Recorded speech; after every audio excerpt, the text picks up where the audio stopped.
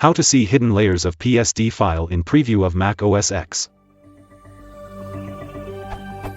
I am using preview in Mac OS X 10.5.8, which is able to open .psd files, Photoshop documents. I couldn't find an option for enable and disable view of some layers. My client has sent me a .psd file through mail and has put some layers as hidden. Is it possible to view hidden layers or change what layers are visible in preview?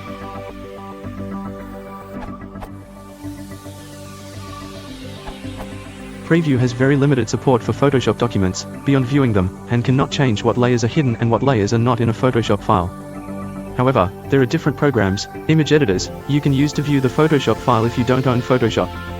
GIMP, free and open source. Pixelmator, not free but much nicer to use.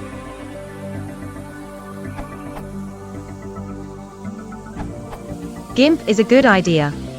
You could also download a trial of some version of Photoshop, CS4, or Elements, if you don't plan to make a habit of working with layered PSDs.